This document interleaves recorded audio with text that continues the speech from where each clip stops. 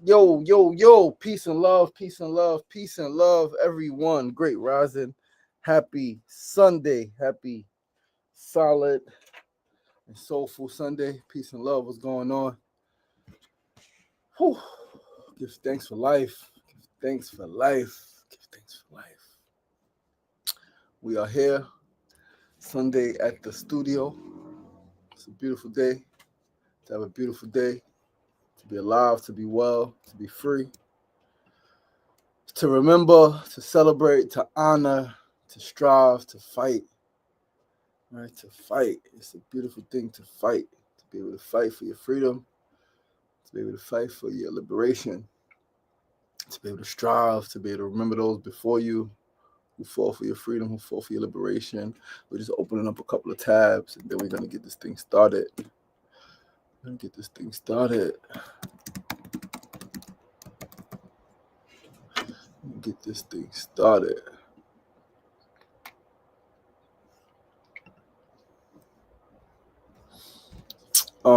Peace and love. Peace and love by now. Well, welcome to this episode of Sunday Light. BHJ, what's going on, brother? Peace and love. Thanks for tuning in. Welcome to another edition of Sunday Light here on Sunday, September 28th. September 28th, Sunday, September 28th, 2025. Last Sunday of the month. We are moving right into October. Wednesday is October 1st. The year is moving. Time is going as time goes. Right forward, only backward, never. And we are here. And this Sunday, we're going to honor, right, a beloved ancestor now, beloved sister, aunt, mother, grandmother, right? She was like a grandmother to so many of us, a godmother, Assata Shakur. A revolutionary spirit. If you don't know by now, she made her transition on Thursday in Cuba, where she was free. She was free to live and to be her amongst the people who cared for her, the people she cared for. And we're going to say a prayer. We're going to burn some sage, say a prayer, and get this thing started.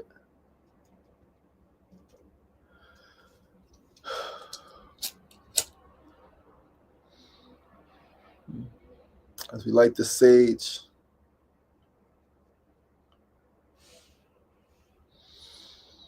my prayer this morning on this beautiful Sunday, my prayer is that those of us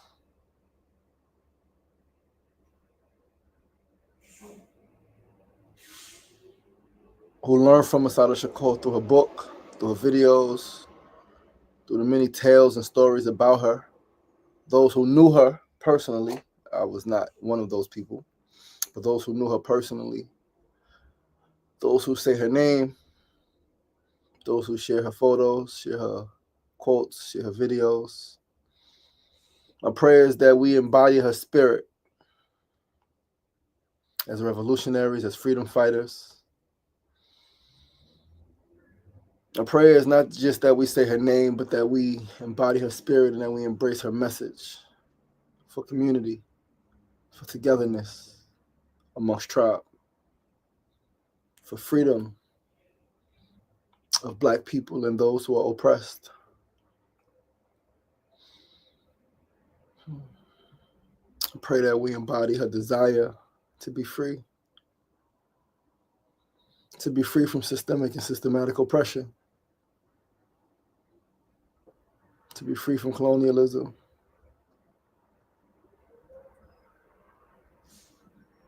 to be free not just in the body, but also in the mind and in spirit, true freedom. I pray that her spirit rests and her spirit rises simultaneously.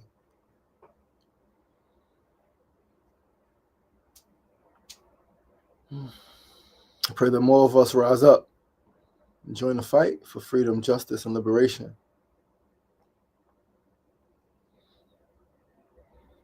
I pray that her fellow comrades Black Panthers and those in the Black Liberation Army. I pray that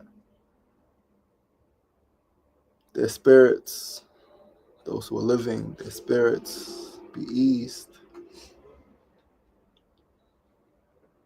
their minds be settled, knowing that she transitioned how she lived free.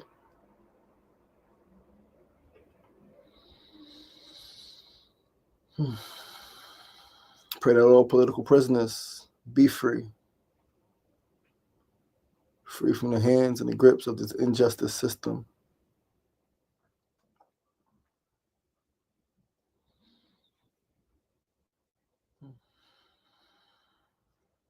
With that I say, I share.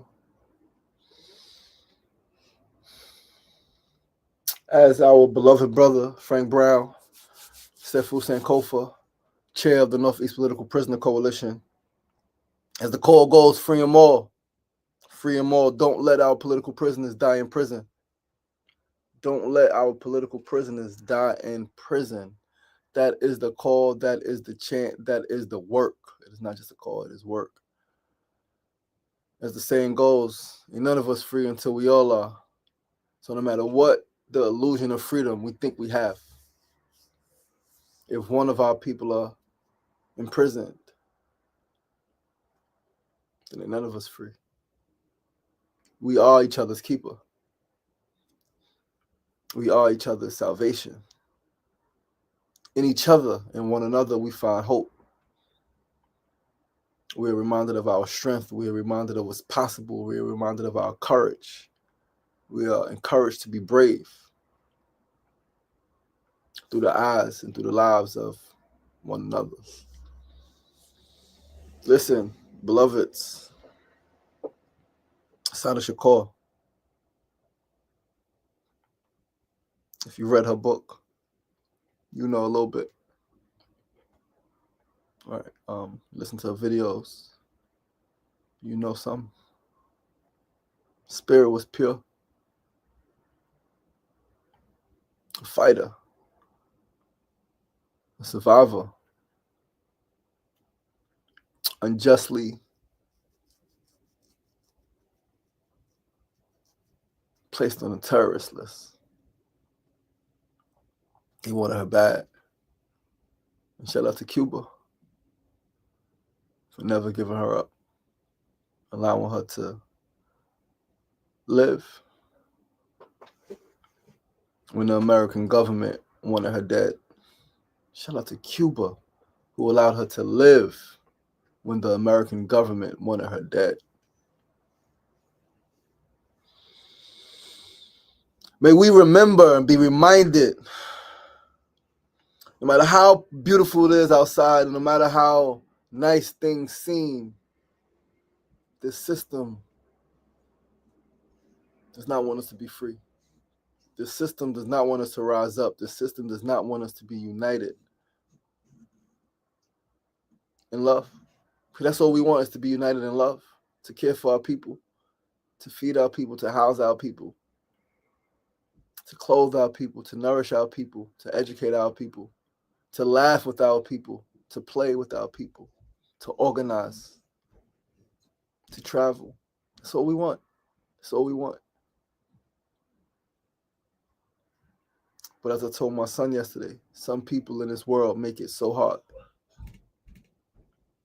Imperialists, colonialists, fascists make it so hard for Black people to be free, for Black people to rise.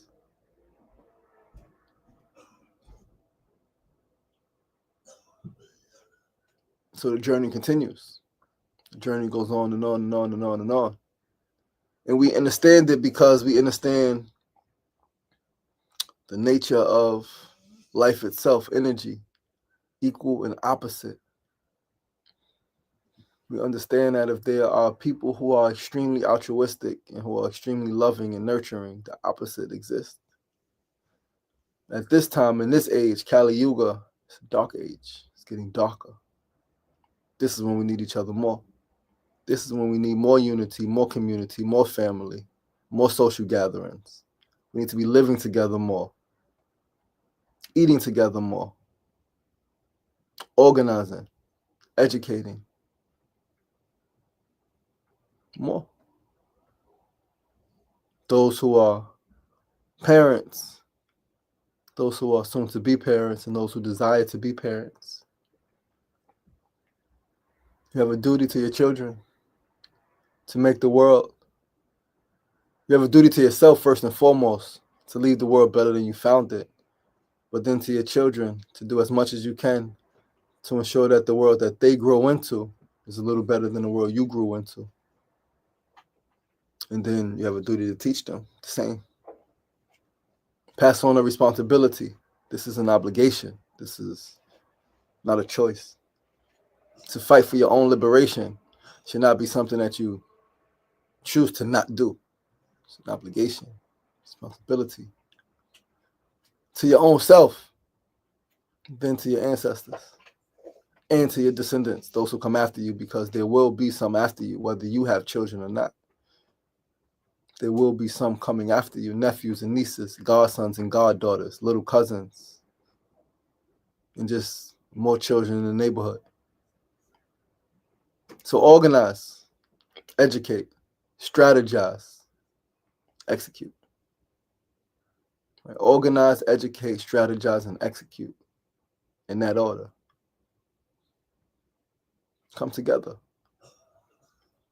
and fight and build and strive and create beauty, create systems where your people are cared for, create systems where your people feel seen, valued, and heard, create systems where your people can rise up. This is Willie Will, peace and love. Thanks for tuning in. Mona Love, Sefu Kofa. I told Sefu Friday when I called him, Friday morning, when I saw the news from some reliable sources. And I called him. So she transitioned yesterday, Thursday.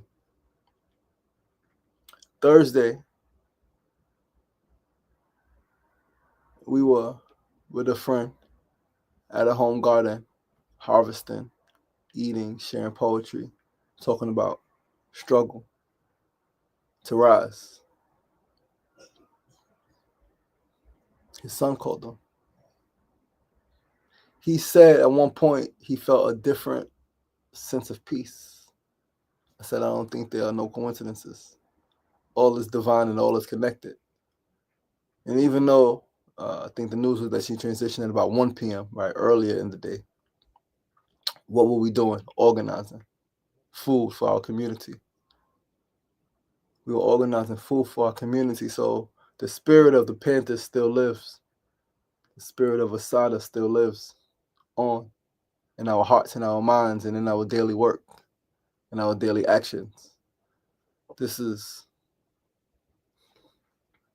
eternal, continuous. It's forever. This work, this spirit, this is the spirit of justice. This is the spirit of Christ. To sacrifice your own comfort for that of your people, which in turn you find new comfort in organizing and serving your people. So it's not a sacrifice to an end. It becomes part of your being, part of who you are, part of why you exist. It's to build. It's to ensure that the people who live in your neighborhood, the people who live around where you live, your neighbors, the people who are in community with you, to ensure that they have their basic needs met. Bare minimum. Because there are so many of us, so many of our people who are without.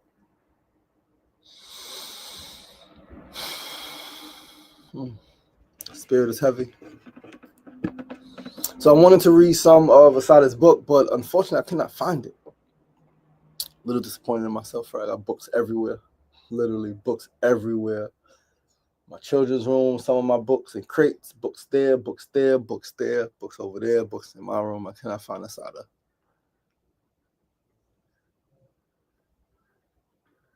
I had a lot of copies. I posted the other day. 2020, we gave out 100 copies.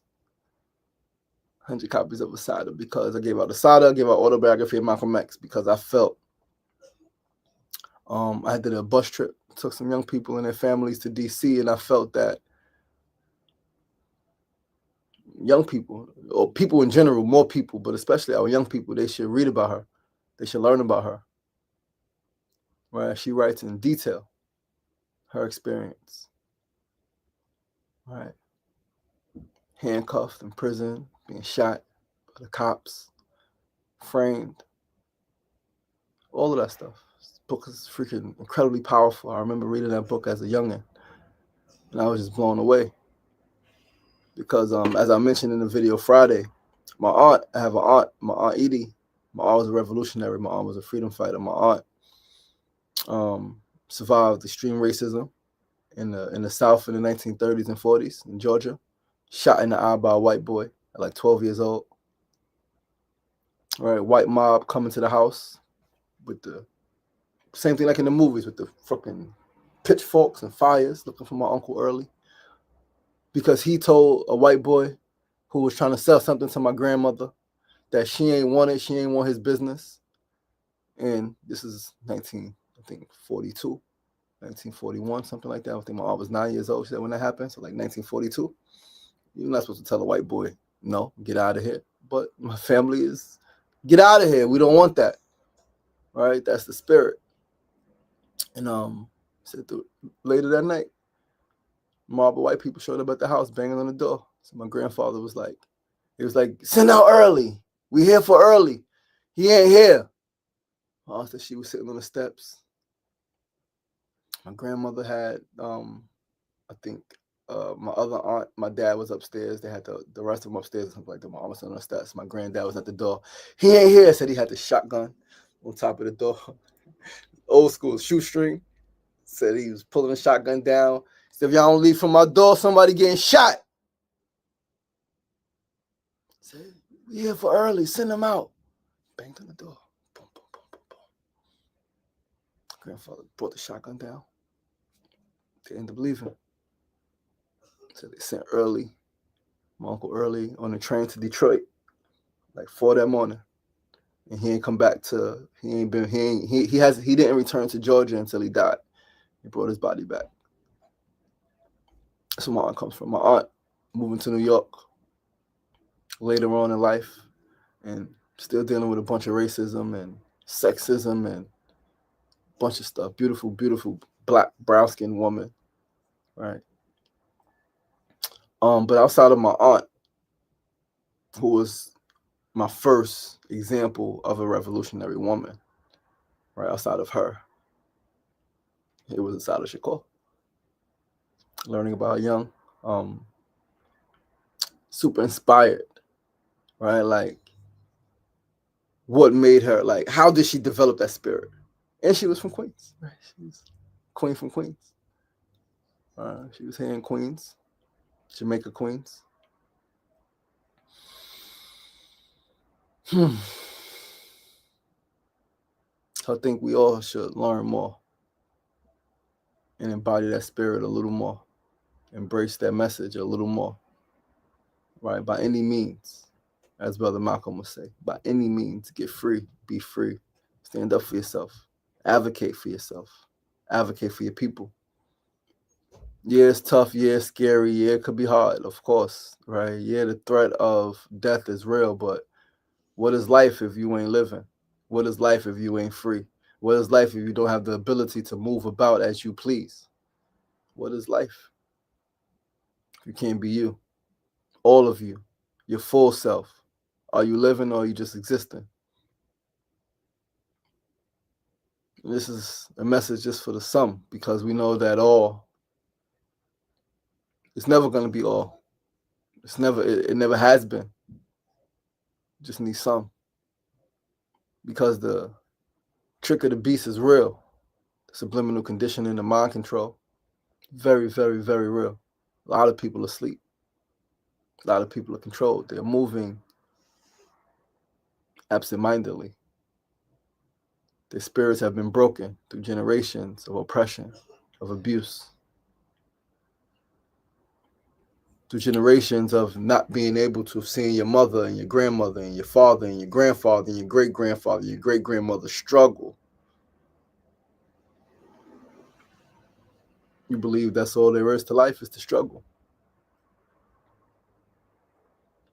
And I ask myself, right, because I like to believe that language is extremely important.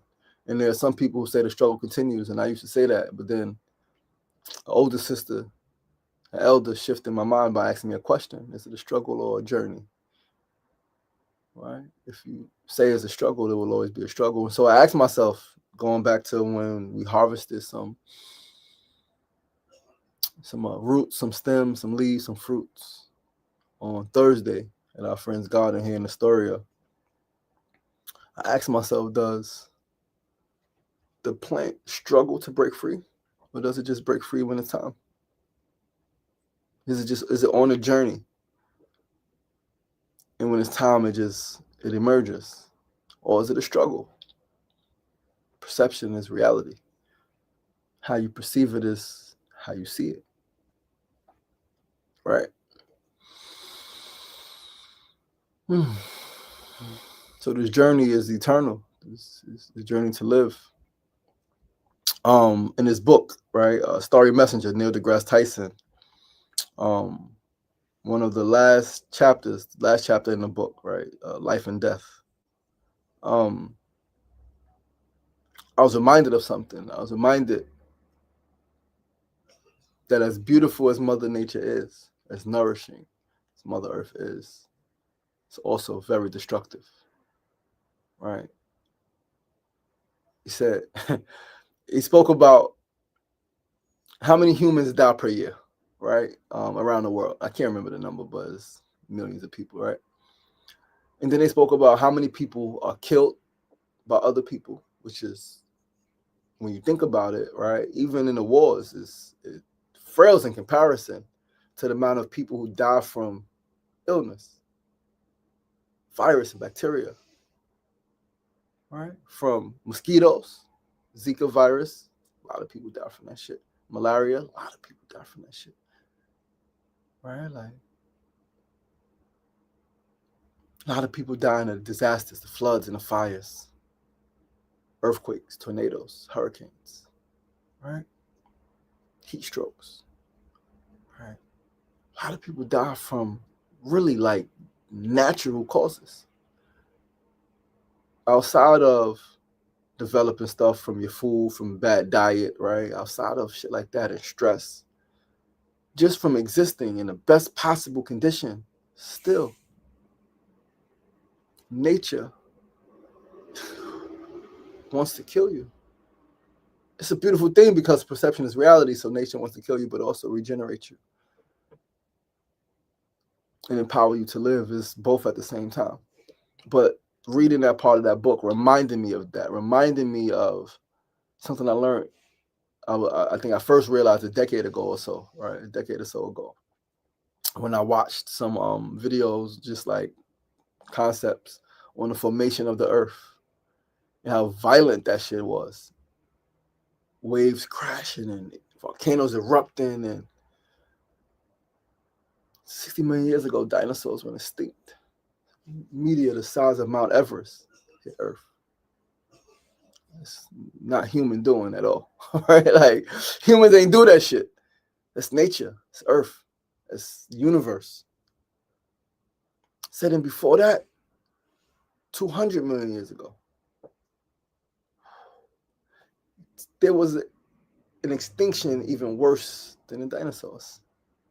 The 99.9% of life that has ever existed on Earth is extinct now. 99.9% of life that has ever existed on Earth is now extinct. This shit is real, my brothers and sisters. This shit, this time, this moment, your journey, right? Your journey, your challenges, your obstacles are real, and they are unique to you. Not to stop you, to propel you, to fortify you, to strengthen you, to fuel you.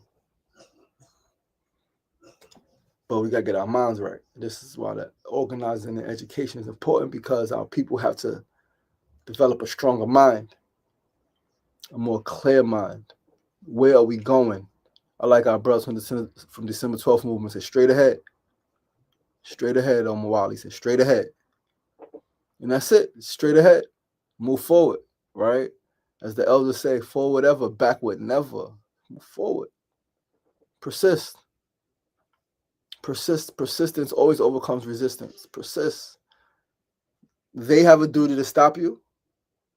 You have a duty to not be stopped. You have a duty to go forward. You have a duty to, against all odds, to manifest your destiny, to protect your people, to provide for your people. You have a duty, responsibility, obligation.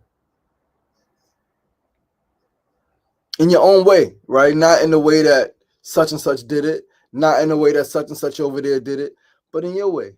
What is your way? And this is why you got to get quiet. You got to get quiet so you can get clear. You got to sit with yourself so you can be clear. Unfortunately, a lot of us are forced to sit with ourselves in prison because we're not clear. Our minds are not clear. All of the noise got us distracted, right? In the black community, in the brown community, we over here hurting each other. We hurting ourselves with all the crazy drugs and the abuse and all of the shit.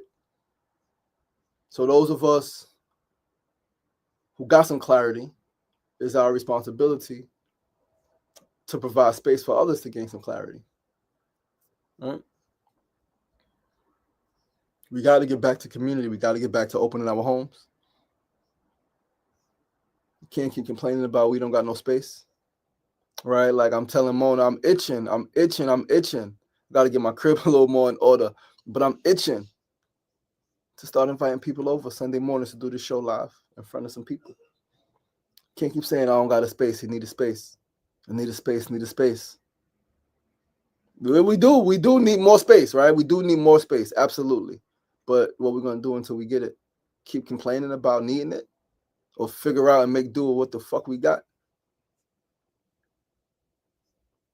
I remember we were doing a group in the community center years ago, boys group, right? Young boys group, young men's group, right? And then at some point we couldn't do the group anymore, right? They had to use the space, right? They had more programming. Or no, we wanted to change the time of the group. That's what it was. We was doing a group, I think Wednesday evenings, and it was great, right? It was consistent. It was great. We had we watched movies. We had some pizza parties, right? Some young people talked about some real stuff, abuse and domestic violence and peer pressure, and talked about all of the stuff, right? But then we wanted to do an earlier group on a Saturday, and we couldn't do it. It was no space. They had the ESL programs and all the other stuff, right? And so what did we do? We bought a chalkboard and was teaching outside. Got a couple videos, right? Bought a chalkboard and was stopping young people. Yo, come here. Yo, what you think about this? Yo, you know about this? Boom, boom, boom. Let's get back to that. Right? I think Mona posted a video the other day, right? I think Lila Africa shared about being in the sunlight, right? Having a certain amount of sun, right? Every day. And if you don't get enough sun, right, what happens, right? Black people, a lot of us deal with SAD, seasonal affective disorder, right? And when it's less sunlight, right, going into the winter months, right, a lot of people become depressed. A lot of people become a little more sad. Things become a little tougher. Sunlight is energy. Sunlight is fuel. Understand that plants are our oldest, most ancient ancestors. And we operate pretty much the same. Right? So we need that sun. We need that light, right? It literally, that's why you have some people who are breatharians, right? Like, I did it for 3 days, 3.5 days, right? You breathe in. You got energy. Got strength. Got fuel. Mind gets clearer. Right? So we was educated outside at the time. And it mattered. It mattered. And I get comfort levels changing, right? I get being introduced to new systems and new ways, and you want to experience that, right? Like indoor AC is nice and cool. Floors is shiny, glossy. But to what end? We got some really beautiful schools in the country, really beautiful schools in the country, physically beautiful. But why is the performance of our students, of our young people, steadily decreasing? Academic performance, ability to focus, our love and compassion for each other, right? And I say that also understanding that the opposite is also happening to a degree, right? We're becoming more compassionate, right?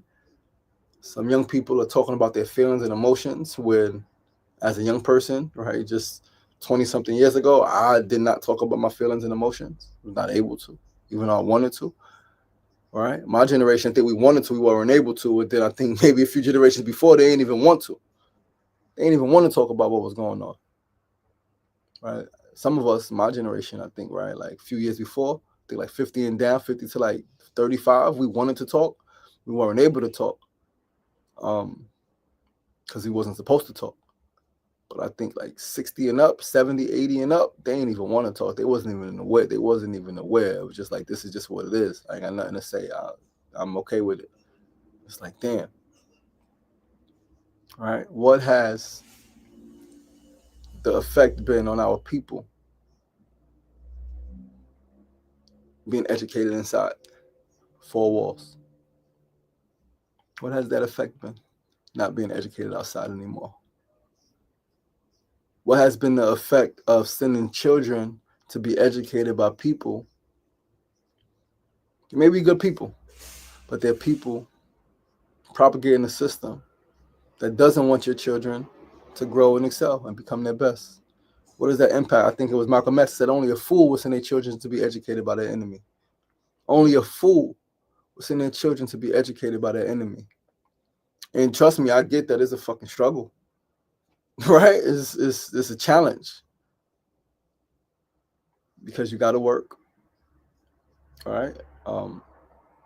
And because of the way things are now, like your work is not so close to home. You're not working in your neighborhood. You got to go over there to work, right? You got to travel to work. Your work has nothing to do with your passion now, right? Now you're separating who you really are for the need to generate income. So now you're putting you to the back burner to make money, and you're going over there to make money. Your children's being educated over there, right? You know how many people say that they didn't have a black teacher until high school or college? A lot of people I met who said that they didn't have a black teacher until high school or college. It's tough. It's very tough. If you're a black man and black woman, brown man, brown woman, to not have educators who look like you, who dress like you, who understand your language, who understand your culture, who understand you, it's tough. So now you got so many of us being labeled.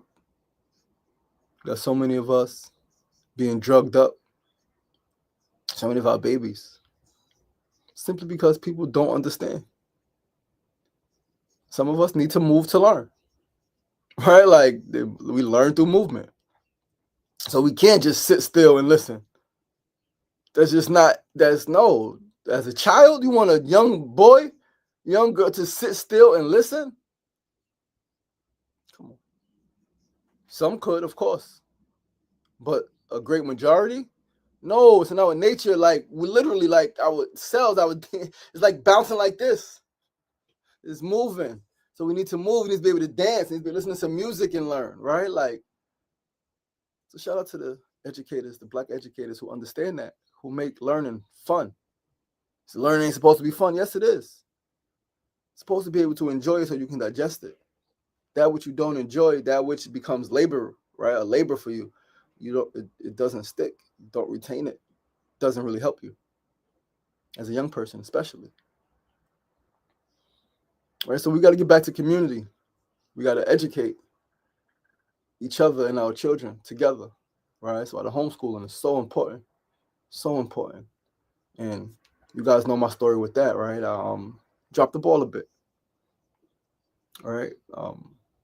Learning, growing, all right? But it's extremely important to homeschool your children, to have your friends, your neighbors, right? There are elders in our community right now who are retired, who ain't doing nothing, ain't doing nothing. They would love to come to your home and teach your child something. Economics, finances, cooking, sewing, right?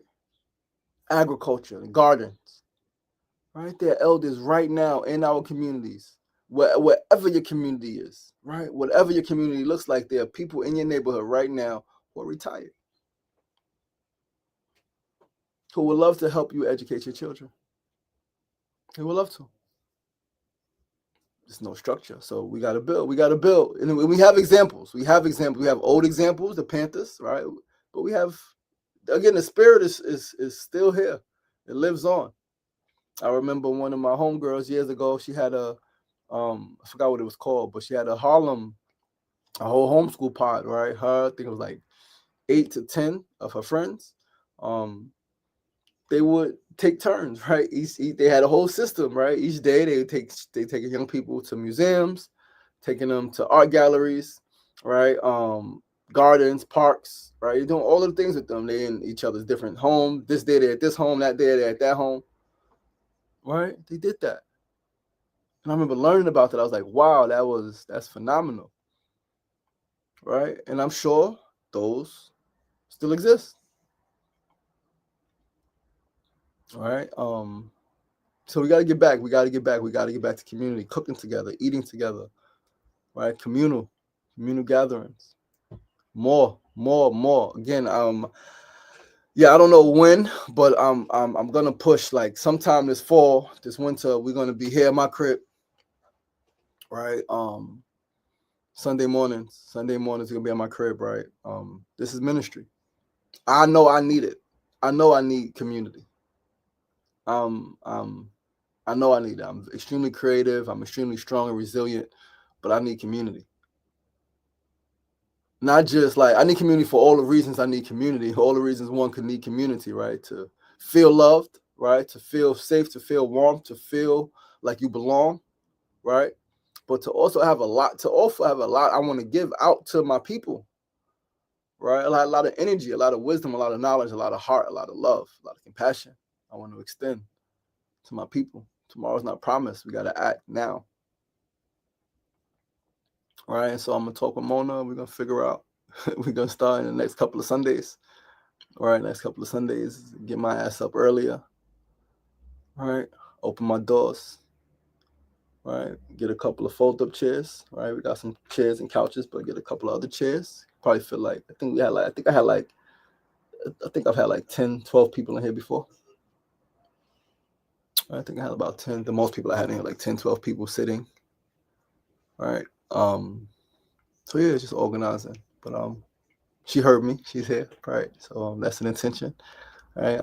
Not gonna say next Sunday, right? But in the next few Sundays, we're gonna make that happen. And you guys are all invited to be here. Right. We'll stream live still, but we'll have an audience. We'll have some folks here to share, to chime in, right? To add on. Right? Sefusen Kofa got tons of announcements, the work that he's doing with the Political Prisoner Coalition, Northeast Political Prisoner Coalition, right? Willie got tons of announcements with what him and his wife are doing with their food and their homeschooling, right? Kimona got a lot of us have announcements. We have things going on, things that we should be aware of, things that we want people to know, right? And we have to come together, right? And so that's my call. That's my call to you guys who are listening. Let's come together. I have a home. It's not the biggest home. It's not the best home, but it's a home. It's space. It's living room. It's lights, right? We got a TV monitor, right? We got books. We got paper, right? We could come here and we could build, right? We got fruits, right? You can get some food for people. Well, you don't need food this early in the morning. It has some fruits, right? It has some fruits. I feed you guys some fruits. You come through, all right? Feed you guys some fruits. We eat together. Right, we got a park if it's nice, a couple of blocks away.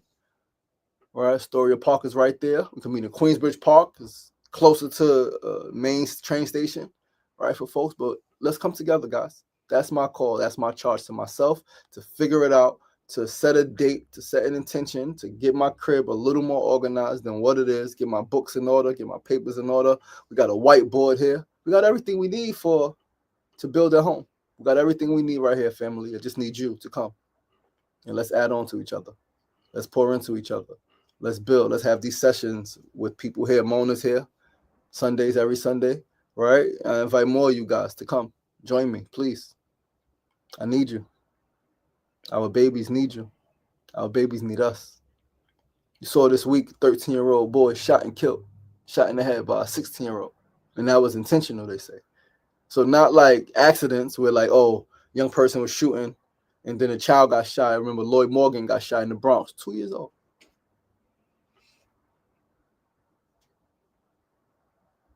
I'm lying. Lloyd Morgan might have been 5. He was 5 years old, not 2 years old. I think he was 2 years old when they moved from the neighborhood. And then his mother brought him back to watch a basketball game because he liked basketball. And 5-year-old Lloyd Morgan shot in the head in the Bronx. Stray bullet. This one, a 16-year-old, they said, ran up. And you see him with the gun running up. Shot a 13-year-old in the head. Our babies need us. They need fathers and they need mothers who care. They need aunts, they need uncles who care, who's willing to grab them and speak life into them, willing to let them know, like some of them, they want to be checked, not violently, not disrespectfully, but like, yo, what are you doing? Like, you hurt, yo, come on, put that, you don't need to do that. They want that. You speaking the other day with a brother, they craving attention. And I was one who, when you do well and you're not recognized for doing well, when your parents, your family, your people in your neighborhood tell you, oh, you're supposed to do that. All right, cool. When you're not celebrated for doing well, doing the right thing, you don't get the attention that you want, that all humans, there's a basic human need, right? Like, there's nothing wrong with getting attention. Don't let people tell you that, oh, attention, you shouldn't. It doesn't matter. It's real, and we need it. We need to be recognized. We need to feel like we belong. We need to feel like we are loved and accepted, right? So when we don't feel that, what's the quote from Black Panther? A child who doesn't feel the warmth of his village, a child who doesn't feel the love of his village will burn it down to feel its warmth. A child who doesn't feel the love of his village will burn it down to feel its warmth. It's very real. I was one of them. And there's many others who are far worse than me. Far worse. They don't feel love. They don't feel hurt. They don't feel cared. They are hurting. God asked me a couple years ago, UN event, why are young people so violent? I said, because they're angry. Why are they so angry? Because they're freaking grieving. And their grief has never been addressed. A parent passed away.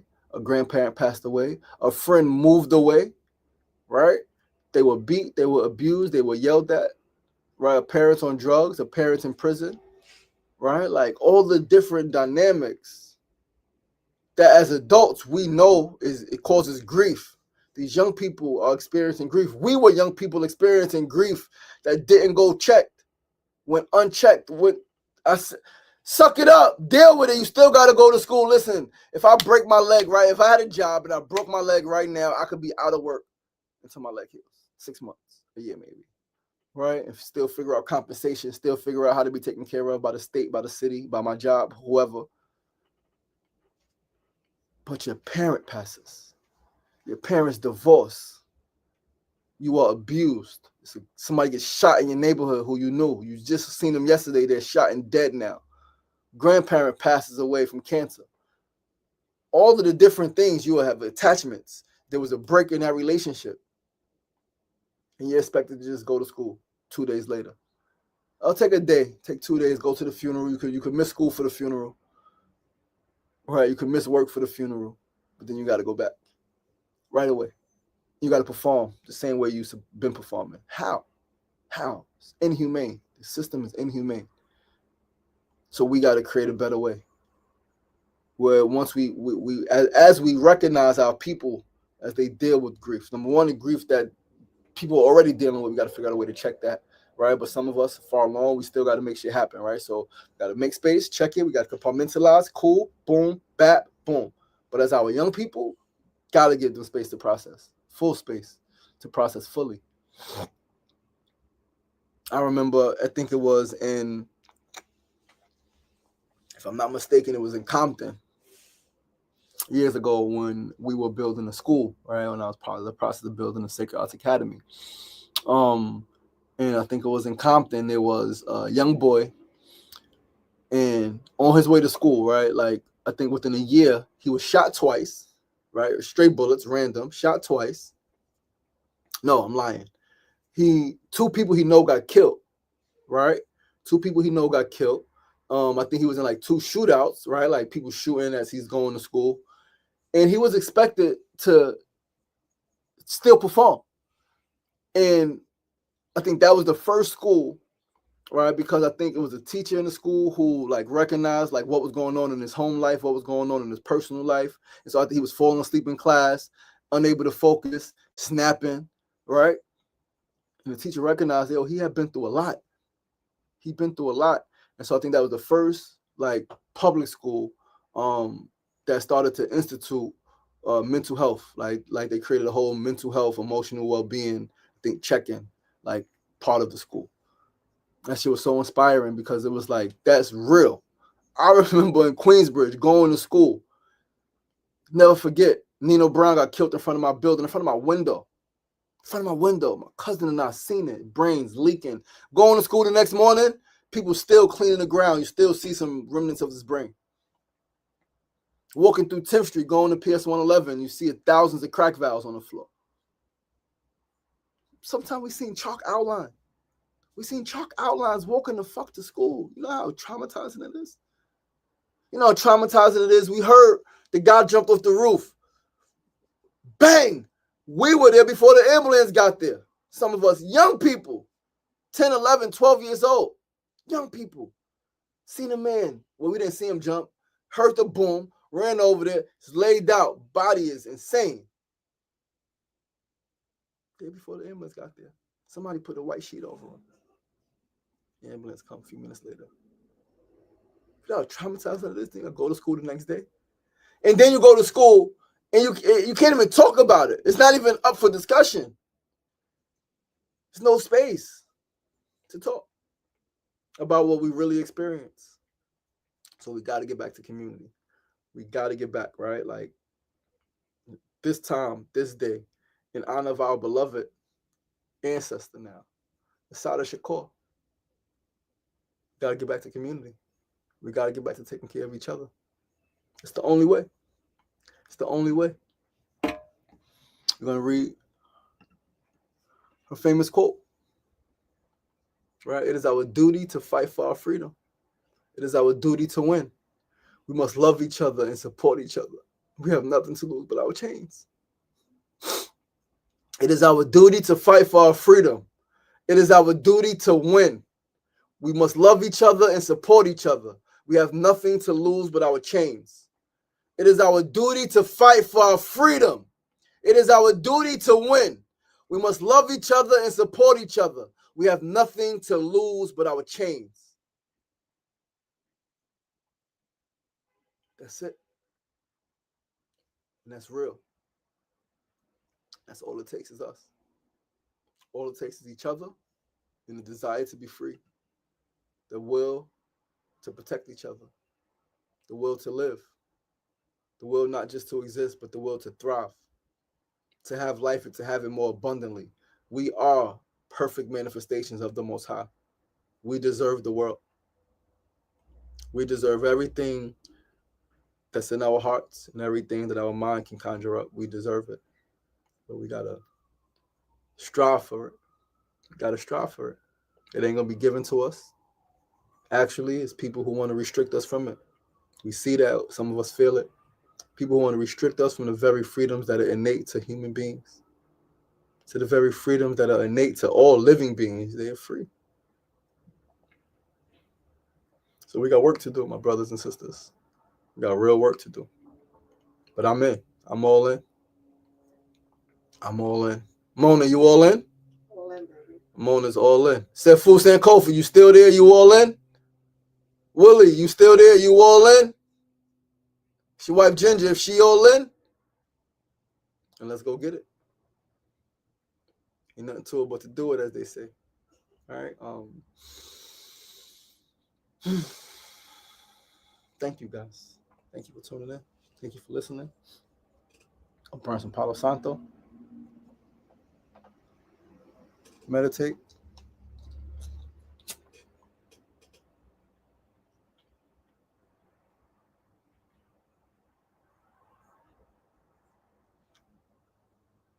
Guys, mark your calendars. October 18th, Sefu Sankofa got the Curb Fest, Northeast Political Prisoner Curb Fest in Jamaica, Queens, Southside Community Center, right, in that whole area.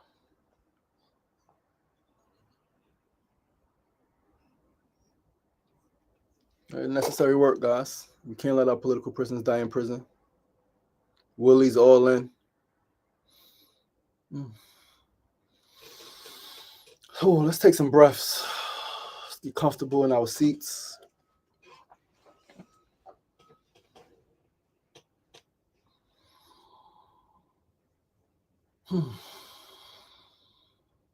Allow your feet to be planted firmly on the floor beneath you. If you're sitting, if you're laying, just get comfortable in your body, comfortable in your space. Allow your back to be straightened by the chair behind you. Allow your arms to rest gently in your lap or by your side. Allow your head to lean forward so that your chin is in your chest.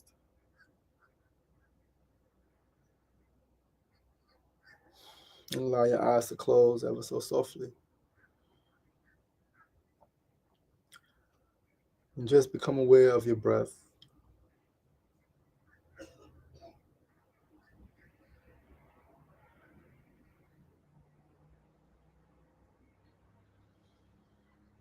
Remembering that your breath is your symbol of being alive.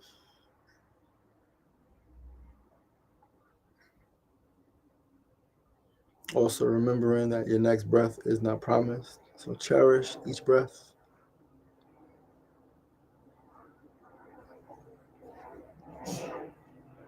Each time your abdomen rises and falls, give thanks for being alive. Right now, there is someone struggling to breathe. Right now, there is someone taking their last breath. So you, my dear one, you are sacred. You are still alive.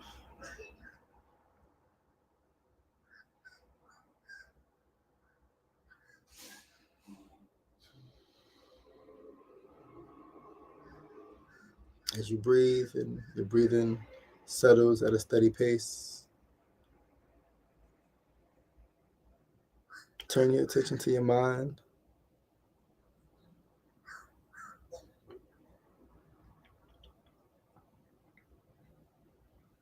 And create an image of yourself free. What does freedom mean to you? What does freedom look like to you?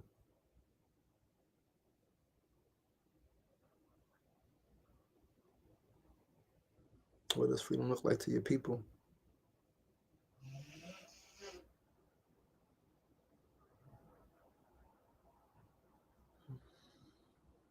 Are you free to think how you want to think and to think what you want to think? Are you free to move about physically as you would like to?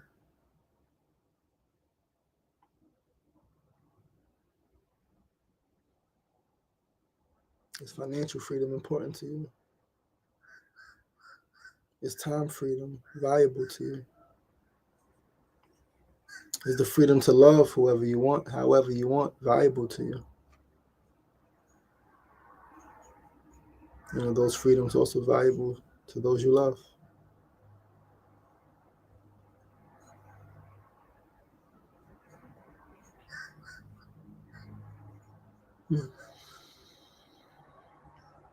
We remember in the Haitian Revolution, say you want to be free, get rid of your white God, declare your freedom. You are free. So my brothers and my sisters, Affirm in your mind, in your heart, I am free. I am free. I am free. And one more affirmation. Because I am free, I will fight for the freedom of my people.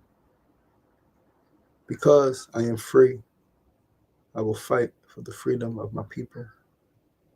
Because I am free, I will fight for the freedom of my people.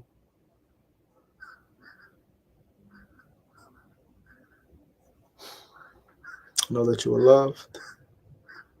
Know that you are cherished. Know that you are sacred and you are adored. You are stronger than you think. You are more powerful than you know. And you are greater than you could ever imagine. I love you. I love you. I love you. Let's get free. Ashe. Ashe. Ashe. When you're ready, you can slowly begin to open your eyes, move your toes, move your fingers, give yourself a neck roll. And come back to this piece. Thank you. Thank you. Thank you. Thank you. Thank you. Thank you. Thank you. Thank you for tuning in. Thank you for being here. I love you guys. Have a beautiful Sunday. Please do join us next week, Sunday, same time, same place, 8 a.m. for another episode of Sunday Light. Please do join us as well during the week, Monday through Friday, 9 a.m. to 9:30 a.m. for SR Daily. Same channels, Facebook Live, YouTube Live, and Instagram Live. I love you guys. Travel safe. Peace.